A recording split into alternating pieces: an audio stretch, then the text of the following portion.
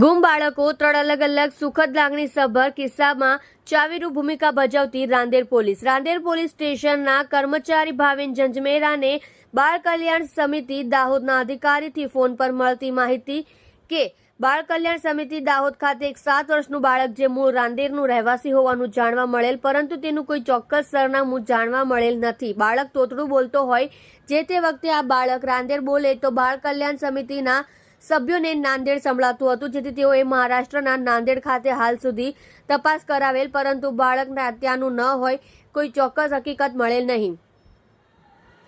પરંતુ નાંદેડ જેવો શબ્દ રાંદેર હોવાનું તેઓના ધ્યાને આવેલ છે, જેથી ફોન ઉપર આ બાળકના વાલી વારસ રાંદેર સુરત ખાતે હોવાની સંભાવના હોય, જેથી તપાસ કરવા ફોન ઉપર જણાવેલ. વધુમાં બાળક તોતડું હોય, શું બોલે છે તે પણ ખબર નથી પડતી, જેથી આ અંગે ઊંડાણપૂર્વક તપાસ કરાવવામાં આવે તો તેના વાલી વારસ અથવા મા બાપ અંગે જાણવા મળી શકે તેમ છે. વળી બાળક દાહોદ ખાતે બાળ કલ્યાણ સમિતિમાં ખૂબ રોતું હોય, સત્વરે તપાસ થાય તો હકારાત્મક પરિણામ મળવાની શક્યતા હોય, જેથી ભાવિને રાંદેર પોલીસ ઇન્સ્પેક્ટર શ્રી અતુલ સોનારા સરને વિગત જણાવેલ હતી. રજૂઆત સાંભળતા જ પીઆઈ સાહેબે તુરંત જ નાયબ police commissioner zone 5 Shri RP Barot તથા ACP K division Shri BA. Chaudhari નાઓના માર્ગદર્શન હેઠળ Rander surveillance squad PSI BS Parmar તથા વિપુલભાઈ શાંભાભાઈ, કિશોરભાઈ ભાવિન ઝાંઝમેરા, રહીશભાઈ, ગજીશભાઈ, શૈલેષ ચાવડા તથા અન્ય માણસોની એક ટીમ બનાવી તપાસ ચાલુ કરી દીધેલ અને આ બાળકનો હાલનો ફોટો સંસ્થામાંથી મંગાવેલ, જે ફોટો ઉપરોક્ત ટીમના સભ્યોને મોબાઈલથી વોટ્સએપ મારફતે શેર કરવામાં આવેલ. અહીં ટીમના સભ્યો એવા વિપુલભાઈ શાંભાભાઈને કંઈક આ ફોટો જોઈ કંઈક સ્મરણ થતું હોવાનું જણાયેલ.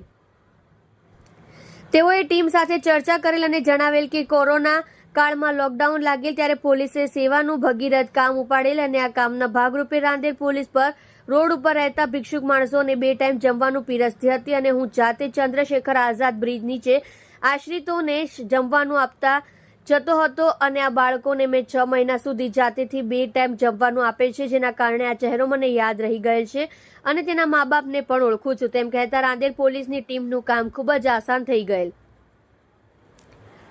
સત્વરે બાળકની માતા સુધી પોલીસને પહોંચવામાં સફળ મળેલ. અહીં દાહોદ બાળક કલ્યાણ સમિતિના અધિકારીઓએ ખૂબ જ સહકાર આપેલ અને વિપુલભાઈ તથા ભાવિનભાઈએ બાળકની માતાને વિડીયો કોલથી વાત કરાવતા ખૂબ જ લાગણીસભર દ્રશ્યો સર્જાયેલ અને આ બાળકનું નામ ઇરફાન અબ્બાસ, ઉંમર વર્ષ 7 હોવાનું જાણવા મળેલ અને ગઈકાલ તારીખ 8/4/2023 ના રોજ કોચીવાલી ઇન્દોર જતી ટ્રેનથી મળી આવેલ, જે તારીખ 9/4/2023 ના રોજ આરપીએફના પોલીસ માણસો દ્વારા દાહોદ બાળ કલ્યાણ સમિતિને સોંપવામાં આવેલ છે. બાબતે બાળકના વાલી વારસોની શોધખોળ સારું પોલીસ સ્ટેશનના મોબાઈલ નંબર ઉપર ફોન કરી ભાવિનભાઈને માહિતી આપી, જે માહિતી આધારે ઉપરોક્ત ટીમના પોલીસ માણસો મારફતે અત્રેના પોલીસ સ્ટેશન વિસ્તારમાં તપાસ કરાવતા ગુમ થનાર બાળક નામે ઇરફાન, ઉંમર વર્ષ 7 ના પિતા શેખ મોહમ્મદ કમાલ મોહબ્બત જમાલ તથા માતા શેખ શમીબાનું મોહમ્મદ કલમ નાઓ મળી આવેલ, જેઓની પૂછપરછ દરમિયાન આજથી આશરે 1 વર્ષ પહેલા તેઓનો બાળક ઇરફાન ગુમ ગયેલ હોવાની તેમજ આ બાબતે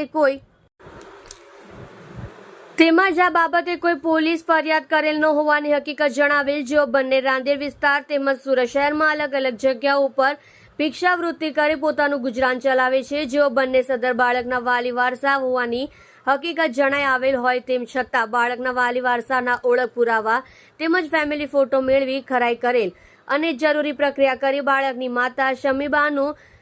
રૂબરૂ દાહોદ બાળ કલ્યાણ સમિતિની કચેરી ખાતે લઈ જઈ બાળકનો કબજો સોંપવામાં આવતા ગરીબમાં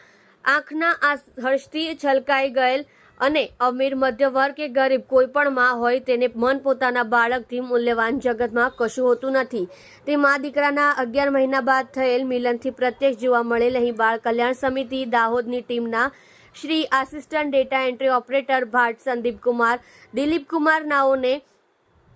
પણ મનાવતા મહેકાવે તેવી રીતે હકારાત્મક વલણ દાખવી ખૂબ સહકાર આપેલ હતો. કિસ્સો 2 ગઈકાલ તારીખ 10/3/2024 ના રોજ રાંદેર વિસ્તારની એક શાળાના શિક્ષક શ્રી એક એસએસસી બોર્ડની વિદ્યાર્થી છાત્રાના માતા પિતા સાથે રાંદેર પોલીસ સ્ટેશન ખાતે આવેલ અને જણાવેલ કે આવતીકાલ બોર્ડની એક્ઝામ છે અને છોકરી ભણવામાં હોશિયાર છે, તેના વર્ગમાં બીજો કે ત્રીજો નંબર આવે છે અને દીકરી કોઈ છોકરાએ ફેસલાવામાં તેની સાથે જતી રહે છે. તેણીની ભણવામાં અને પરીક્ષામાં છે, જેથી મદદ કરવા વિનંતી કરતા રજૂઆત સાંભળતા જ પીઆઈ શ્રી અતુલ સોનારા સાહેબે તુરંત જ નાયબ police commissioner zone 5 Shri RP Barot તથા ACP K division Shri BA Chaudhari નાઓના માર્ગદર્શન હેઠળ ગુનો દાખલ કરેલ અને second police inspector Shri S K Goswami સાહેબ તથા પોલીસ ઇન્સ્પેક્ટર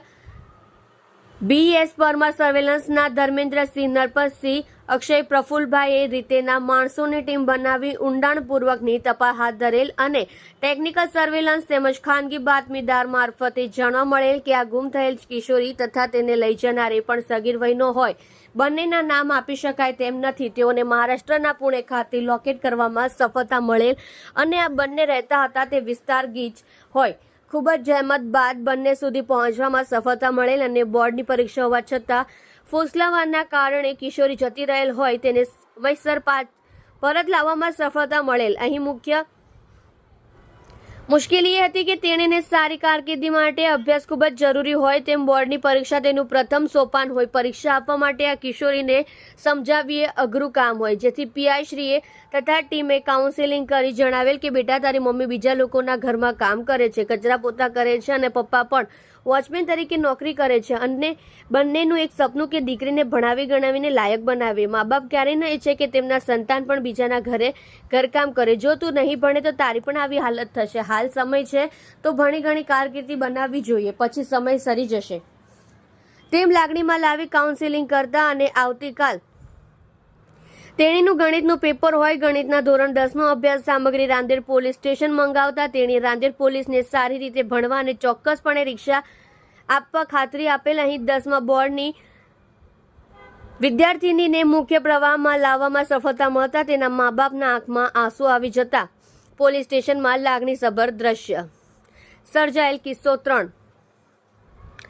તારીખ 10/3/2024ના સાંજના આશરે 6 વાગે એક બહેન નામે તમન્ના ગુલઝાર શેખ ઉંમર વર્ષ 37 રહેઠાણ green park society Morabhagal Rander Surat શહેર ના હોય પોલીસ ઇન્સ્પેક્ટર શ્રી અતુલ સોનારા સમક્ષ રડતા આવી જાહેર કરેલ કે તેમનો પુત્ર નામે અરમાન ગુલઝાર શેખ ઉંમર વર્ષ 7 અભ્યાસ ધોરણ 2 નાનો બપોરના આશરે 3 વાગ્યાના સુમારે રમતા ગુમ થયેલ છે. તેમના પતિનું થોડા સમય પહેલા અવસાન થયેલ અને સંતાનમાં 3 દીકરી વચ્ચે ઘરમાં એકનો એક હતો અને તેના આશરે જીવતા હોવાનું કહી ચોંધાર આંસુ એ રડવા લાગેલ. સાથે તેમની મોટી દીકરી અને ગુમ થનાર અરમાનની મોટી બહેને પણ રડતા રજૂઆત કરેલ કે સર આવતીકાલે મારે ધોરણ 12ની બોર્ડની એક્ઝામ છે, પણ હવે મારું મન પરીક્ષામાં લાગતું નથી, મારો ભાઈ શોધી આપો. તેમ તેઓની રજૂઆત સાંભળતા જ પીઆઈ સાહેબે તુરંત જ Rander surveillance squad PI BS પરમારને બોલાવી લીધેલ અને નાયબ police commissioner zone 5 Shri RP Barot તથા ACP K division Shri BA Chaudhari નાઓના માર્ગદર્શન હેઠળ તાત્કાલિક અલગ ટીમો બનાવી સીસીટીવી ફૂટેજ ચેક કરવાનું ચાલુ કરી દીધેલ અને રાંદેર પોલીસ તથા સ્થાનિકોની મદદથી સીસીટીવી સર્વેલન્સ બાદ આશરે 1 કલાકમાં બાળકની ભાણકી સ્ટેડિયમમાંથી મળી જતા બાળકને લઈ રાંદેર પોલીસના માણસો પોલીસ સ્ટેશન ખાતે લાવેલ અને બાળકની મમ્મી તથા તેની મોટી બહેન આવતા બાળકને મળતા જ લાગણીસભર દ્રશ્ય સર્જાયેલ અને રડતા બાળકનો કબજો મેળવેલ. અહીં આંસુમાં ફરક હતો કે પોલીસ સ્ટેશન શરૂઆતમાં આવેલ તે વખતમાં આંસુ અલગ હતા અને પોલીસ સ્ટેશનથી બાળક સાથે પરત જતી વખતે હર્ષના આંસુ સરી પડેલ. નોંધ: કિસ્સા નંબર 3ના ફોટો વિડીયો અગાઉ શેર કરવામાં આવેલ છે. જુઓ રાજેશ માંગલે સાથે સુરત એક્સપ્રેસ ન્યૂઝ ચેનલ.